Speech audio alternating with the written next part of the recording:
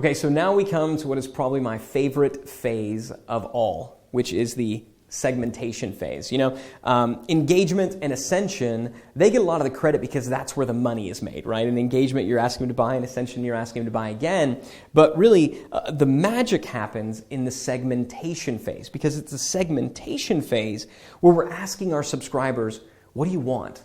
Right? I know when I was a kid, these choose your own adventure books were very popular. So you'd go and you'd read, and at the end of chapter 1, it would say, okay, do you want to, stay and fight the dragon, or do you want to turn around and go through this mystery door? And you're like, oh, I want to stay and fight the dragon. If you want to stay and fight the dragon, then go to chapter 4. And so you'd go to chapter 4 and find out what happened there. But this notion of being able to choose your own adventure, to say, this is what I want to do, it's what we crave. We want options. We want to be said, do you like this or do you like that? And it stands to reason that if somebody raises their hand and they say, yeah, no, I like this, I'm interested in this, that we should talk to them more about that topic. And that's exactly what the engagement series is designed to do. They raised their hand and they said, yes, I'm interested in that.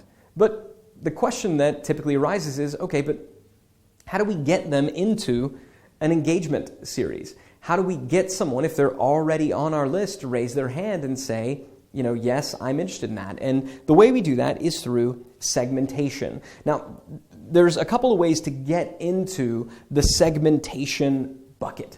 And the way that most leads get in the segmentation bucket is they start there, right? Most people, the way that they are managing their email list is when somebody opts in, there's no real follow-up and everybody's kind of in the same bucket. So if you have that, then you got a whole bunch of leads sitting in a segment, waiting to be segmented. But the other way that it can happen is if the engagement series doesn't do its job. If they don't buy, they raise their hand, or maybe they opted in, they came from a cold traffic source like Facebook or Google to sign up for a lead magnet. They got put into an engagement series and they didn't buy. They didn't buy, well, they weren't as interested in that topic as we hoped they were. So let's drop them and funnel them back down into our segmentation bucket and find out what they are interested in. Similarly, if they do buy off the engagement series, but they don't ascend as a result of the ascension series, then they'll go back into our segmentation bucket. So again, we can get them to raise their hand and find out, what are you interested in? So that's why part 4 segmentation might be my favorite, because this is where the action happens. Maybe the money's made up here, but the action happens down here at segmentation. So like I said, this is your primary broadcast list. For the most part, engagement series, ascension series, indoctrination series, those are done using automated email autoresponders. Those are done with a CRM. So when somebody opts in and they get into an engagement series, well, that series should just happen automatically. And if they buy, then they should get put into a ascension series automatically. When they first opt in for the first time, the indoctrination series should happen automatically.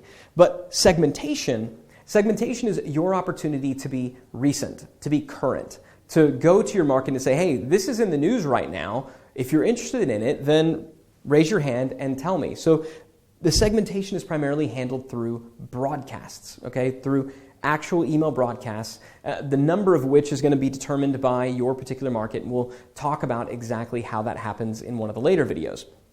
Now, like I said, there is one job in the segmentation series, and that is not to make a sale. You're not broadcasting out to your list here and asking them to buy stuff for the most part. You might do it if you're running a sale or if you're promoting a tripwire offer, something that's real low barrier to entry. But for the most part, when it comes to core offers and profit maximizers, we're going to ask them to engage. We're going to ask them to raise their hand before we try to sell them something, because you don't want to sell somebody something that they aren't interested in today. Because if they say no, that's it. Typically when people say no, they don't come back and say yes later on. So we want to protect our best offers. So the goal of the segmentation series is not to sell. It's to segment people back into new engagement series. It's also to reconsummate the relationship and to even maybe set some retargeting pixels, which we talked about before. And this notion of reconsummating the relationship, a lot of people ask, well, what's the actual process of segmentation? Do you do it on the click? So when you send an email asking if somebody's interested in, and they click on a link, is that what puts them in an engagement series? Do you track these people that opened it? You can do that. It's not what we recommend. What we recommend that you do is that you actually email out to your list right? You actually email out to your list and you say, we have this new resource and you should opt in to get it. So typically in the segmentation series, you are emailing out to your list asking them to re-opt in. Now people say, why would I have them re-opt in if they're already on my list? And the answer is, number one, it's a simple way to put them in a new series. So from a technology standpoint, it's just a lot simpler and a lot cleaner. But what we found is that it's actually more effective from an engagement perspective. Because what you're doing, all right, what you're doing is you are reenacting the action that they took to get on your list in the first place. Remember, the way that they got on your list to begin with was by opting in to a lead magnet. They opted into a lead magnet, and now they're on your list. Well, when you ask them to opt into a lead magnet again, you're in a sense reconsummating the relationship. We call it date night. So just like me, I've been married for 12 years, but every Thursday night, my wife and I have date night. Now, some people who I'm sure are much less happy in marriage would tell you, well, once you're married, you don't have to take your wife on dates anymore. Well, I know that to be patently false. The dating doesn't stop when you're married. In fact, you need that. As a part of the relationship, you need to go back and reenact those actions that you took early on when you were first in love. You need to remind yourself of that, and you need to reconsummate and reset the relationship. So when you broadcast out to your list and deploy what we call a value-first strategy, when you go out to your list and you say, we have this new resource, we have this new lead magnet. If you're interested in it, it's very, very valuable, right? It's value first. We have this new resource. If you're interested, go over here to get it. If you're not, no worries. We won't talk to you about that anymore, right? It's a pretty fair proposal. We have this new chunk of value, we have this new lead magnet, it's on this topic. If you're interested in this topic and you want this lead magnet, well, go opt in to get it, which is going to put them in a new, over here.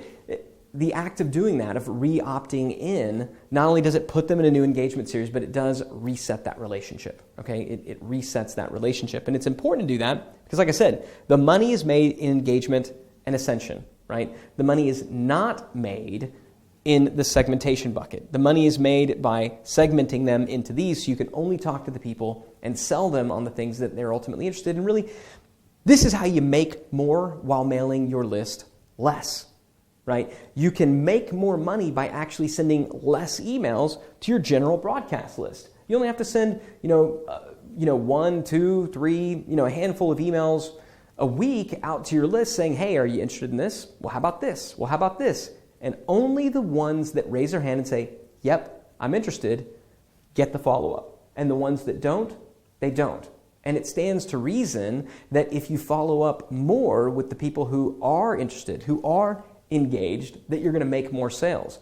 It further stands to reason that if you don't follow up as much, if you lay off and give a little breather to the folks who are less engaged and maybe come back a little bit later with a totally new topic, that you're not going to burn out your list as quickly.